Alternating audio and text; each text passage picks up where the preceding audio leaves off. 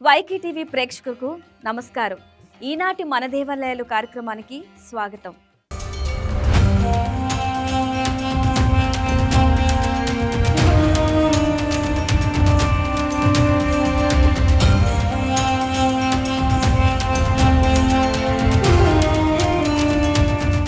మన్యం జిల్లా పార్వతీపురం సమీపంలో ప్రకృతి ఒడిలో వెలిసిన పవిత్ర పుణ్యక్షేత్రం శ్రీ తోటపల్లి వెంకటేశ్వర స్వామివారి దేవస్థానం. భక్తుల కోరికలు తీర్చే కలియుగ ప్రత్యక్ష దైవంగా ప్రసిద్ధి చెందింది ఈ ఆలయం. ఉత్తరాంధ్ర చిన్న తిరుపతిగా ప్రసిద్ధిగాంచి అశేష భక్తజనాన్ని ఆకట్టుకుని నిత్యం భక్తులతో కలకలలాడుతుంది తోటపల్లి గ్రామంలో వెలిసిన శ్రీ వెంకటేశ్వర స్వామి ఆలయం. ఈ ఆలయంలో వెంకటేశ్వర స్వామి వారు స్వయంభూగా వెలిసి భక్తుల కోరికలను తీర్చుతూ తన మహిమలను ఎల్లలు దాటించి ఎల్లవేళలా భక్తజనాన్ని తన ఆలయానికి రప్పించుకుంటున్నారు. మరో తిరుపతిని తలపించేలా తయారైన తోటపల్లి వెంకటేశ్వర స్వామి వారి ఆలయం ఎంతో విశిష్టత కలిగిన పుణ్యక్షేత్రం.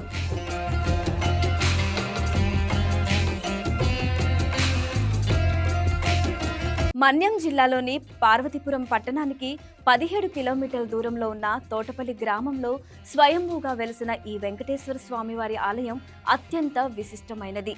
ఈ ఆలయాన్ని పూర్వం నుండి ఉత్తరాంధ్ర చిన్న తిరుపతిగా పిలుస్తుంటారు.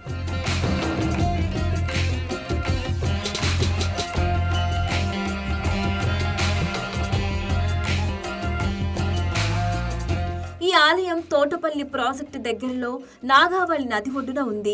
ఈ ఆలయంలో స్వామివారు 1969వ సంవత్సరంలో స్వయంభూగా పుట్టలో వెంకటేశ్వర స్వామి శిలారూపంలో లభించారు. చారిత్రక సత్యంగా ఒక జరిగిన కథ ఇక్కడ ప్రచారంలో ఉన్నది.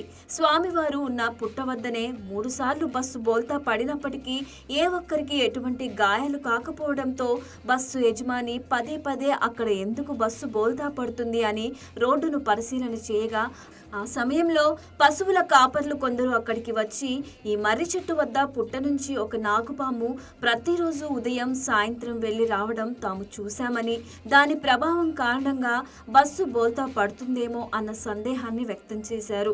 దాంతో బస్సు యజమాని తోటపల్లి గ్రామస్తుల సహకారంతో పుట్టను తవ్వగా అందులో వెంకటేశ్వర స్వామివారి విగ్రహం బయటపడటం జరిగింది.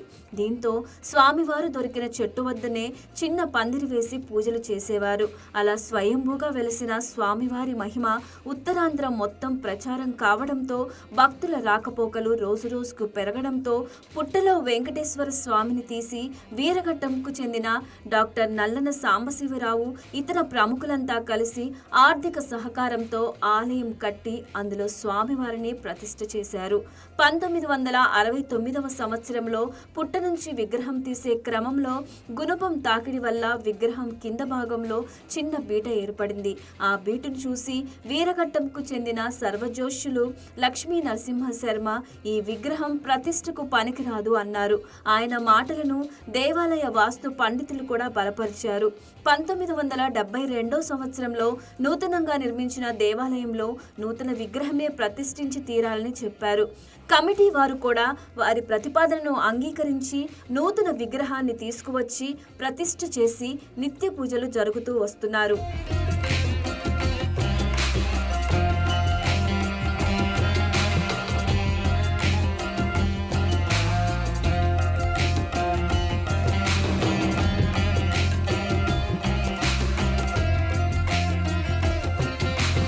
ఇక్కడ దేవాలయంలో ఉండే ప్రధాన అర్చకుల ద్వారా ఈ క్షేత్ర విశిష్టతను తెలుసుకుందాం. జయ శ్రీమన్నారాయణ. నా పేరు వివి అప్పలాచార్యు, ఆలయ ప్రధాన అర్చకుల్ని. అయితే ఉత్తరాంధ్రలో రెండో తిరుపతిగా పేరుగాంచిన దేవాలయం శ్రీ తోటపల్లి వెంకటేశ్వర స్వామి స్వయంభూగా ఇక్కడ వెలిశారు. 69, 67 ప్రాంతంలోనే ఇక్కడ 2 సార్లు బస్సు యాక్సిడెంట్ అయ్యి కాలువలో బస్సు పడిపోయింది. ఆ బస్సుకి ఏం జరగలేదు, బస్సులో జనాలకు కూడా ఎటువంటి ఆపద కానీ జరగలేదు. భగవంతుడు ఏదైనా మనకు ఆపద కలిగినప్పుడు భగవంతుడు రక్షించాడని అనుకుంటాం. అలాగే భగవంతుడు రక్షించాడని అనుకుంటున్నారు తప్ప ఎవరికి కూడా తెలియలేదు. అప్పట్లోనే అదే బస్సు 3వసారి ఇదంతా కేకారణ్యం, తోటపల్లి అంటే 50 గ్రామాలతో ఉన్న ఊరు అప్పట్లోనే. ఇక్కడ ఒరిస్సా నుంచి కూడా అటు మన శ్రీకాకుళం జిల్లా, విజయనగరం, ఇటు విశాఖపట్నం జిల్లా నుంచి కూడా ఇక్కడికి వచ్చి పెళ్ళిళ్ళు చేసుకునేవారు చాలామంది. 75 ప్రాంతంలో కూడా ఇక్కడ తిరుపతి వెళ్ళిన వాళ్ళందరూ కూడా ఇక్కడికే వచ్చారు. అలా ఇక్కడికి రావడం వల్ల అంటే వాళ్ళు అనుకున్న మొక్కులు తీరుతాయని ఒక నమ్మకం. స్వామి స్వయంభుగా పుట్టడం వల్ల ఇది రెండవ తిరుపతిగా పేరుగాంచిన దేవాలయం అయింది. అప్పట్లోని వివాహాలు చేసుకునే చాలామంది కూడా ఇక్కడికి వచ్చి వివాహాలు జరిపించుకోవడం, స్వామి వారికి ముడుపులు గట్ట చెల్లించుకోవడం జరుగుతూ ఉండేది. అలా అభివృద్ధి చెందుతున్న కాలంలో మళ్ళీ ఒక 2018లోనే మళ్ళీ స్వామివారికి పునర్నిర్మాణ కార్యక్రమం చేస్తూ మళ్ళీ ఆలయాన్ని పునరుద్ధరించామనే ఉద్దేశంతో చాలా విశేషంగా ఇప్పుడు ఆలయం పునరుద్ధరిస్తున్నారు. అయితే ఈ కాలక్రమేణా ఈ స్వామి స్వయంభూగా వెళ్ళడం వల్ల ఏంటంటే ఇక్కడికి ఎంతోమంది భక్తులు చాలా భక్తితో నియమతో కోరికలతో వస్తున్నారు. అలాంటి వారికి ఇక్కడ కోరికలు తీరుతున్నాయి కాబట్టి ఇక్కడికి వచ్చి స్వామివారి దర్శనం తర్వాత అన్ని విషయాల్లో వివాహం సంతానం కూడా లభిస్తుందని పూర్తి నమ్మకం ఇక్కడ.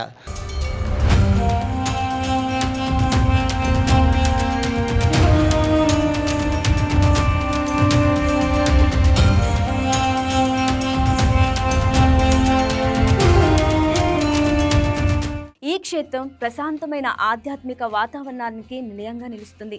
ఇక్కడ శ్రీ వెంకటేశ్వర స్వామి వారు కలియుగ ప్రత్యక్ష దైవంగా భక్తుల పూజలను అందుకుంటూ అనేక మందికి ఆశీర్వాదాలు ప్రసాదిస్తారని భక్తుల విశ్వాసం.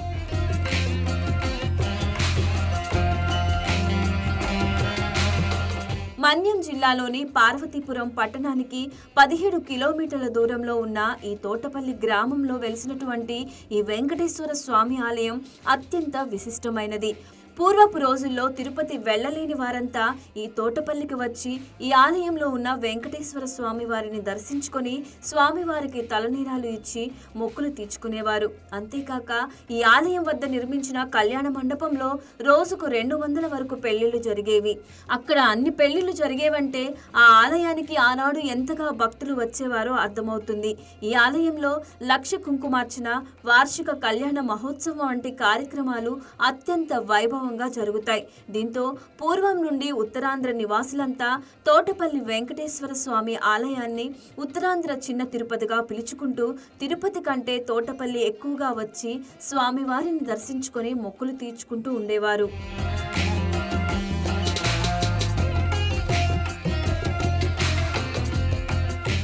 ఇక్కడ స్వామివారికి తులాభారం ఇచ్చేందుకు భక్తులు అధిక సంఖ్యలో వస్తుంటారు. అంతేగాక స్వామివారికి తలనీలాలు ఇచ్చేందుకు కళ్యాణ కట్ట, పెళ్లిళ్లు జరుపుకునేందుకు 2 కళ్యాణ మండపాలు, నిత్యదాన సత్రం వంటివి ఉండటంతో ఈ ఆలయం విశేషంగా ఆదరణ పొంది అశేష భక్తజనంతో కలకల్లాడుతుంది. తిరుమల శ్రీనివాసుని అనుగ్రహాన్ని తలపించే ఈ ఆలయం ప్రతిరోజు 100 మంది భక్తులను ఆకర్షిస్తుంది. ఆలయ పరిసరాల్లోని పచ్చని ప్రకృతి, ప్రశాంతమైన వాతావరణం భక్తులకు మానసిక ప్రశాంతతను కలిగిస్తుంది.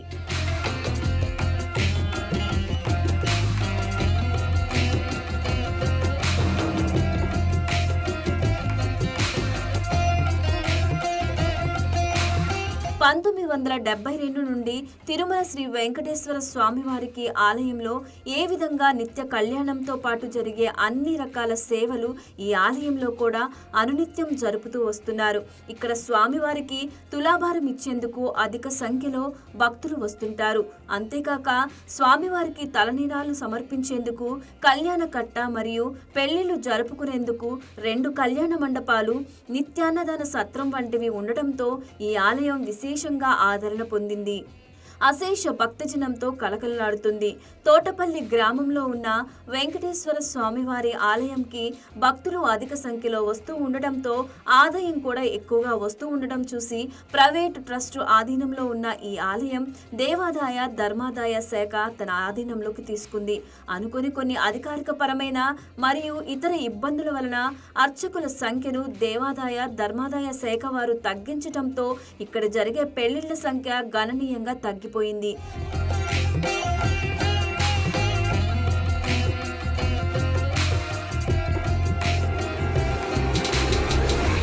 ఈ క్షేత్రంలోని సిబ్బంది మాటల్లో మరింత సమాచారం మనం తెలుసుకుందాం. జయసింహన్ నారాయణ.